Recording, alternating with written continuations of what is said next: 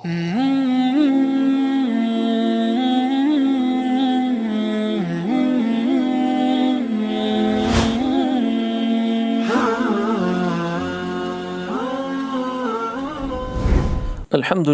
wassalatu wassalamu ala rasulillah wa ala man wala.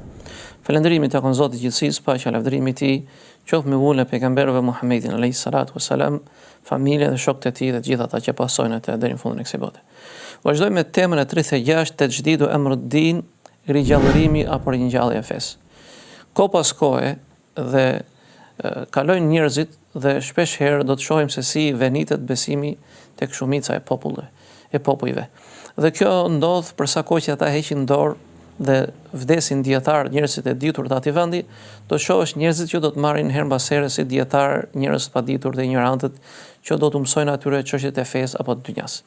Në faktikisht Allahu subhanahu wa taala do ta mbrojë këtë fe dhe çdo 100 vjet sjell ringjallës që rigjallërojnë fenë e Zotit subhanahu wa taala, i kthejnë njerëzit tek besimi te drita e Kuranit dhe sunetit profetit alayhi salatu wassalam.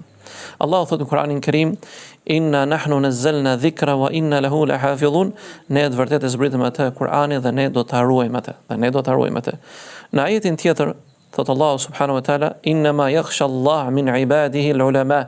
Me të vërtetë ata që i frikësojnë më shumë Zotit, me të vërtetë ata njerëz që i frikësojnë më shumë të Zotit janë pra dietarët. Në hadithin e Abi Alqamas, an Abi Hurairah radhiyallahu anhu fima أعلم عن رسول الله صلى الله عليه وسلم قال إن الله يبعث لهذه الأمة على رأس كل 100 سنة من يجدد لها دينها. الله سبحانه وتعالى do dërgojë në këtë umet në fillim të çdo shekulli apo në fillim të çdo shekulli 100 vjetësh pra dikë që i rigjallëron asaj feje ringjall fen. Pra i kthen njerëzit tek feja e Zotit subhanahu wa taala, duke i thirrur ata në besimin në Allahut dhe në rrugën e profetit alayhi salatu wassalam. Në hadithin e Abu Bekrs an-Nabi sallallahu alaihi wasallam قال إن الله تبارك وتعالى يؤيد هذا الدين بأقوام لا خلاق لهم.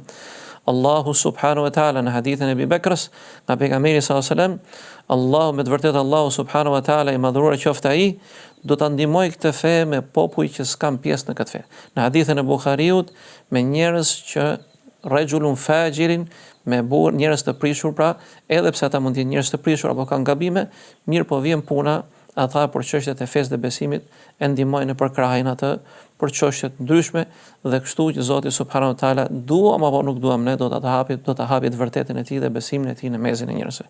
Prandaj dhe besimtari i cili është kalimtar në këtë botë dhe gjithsesi i cili prej nesh do të bëj pjesën e tij në rigjallërimin e fesë, në përhapjen e saj, në këshillimin e njerëzve, në urdhrimin për mirë, ndalimin nga keqja, ai sa ka mundësi, sepse gjithsesi prej nesh pra ai sa di me lejen e Zotit subhanahu wa taala, është thirrës në fenë e Zotit, paktën në familjen dhe farafisin e tij, dhe kështu neve mund të ndryshojmë shoqërinë. Assalamu alaikum wa rahmatullahi wa barakatuh.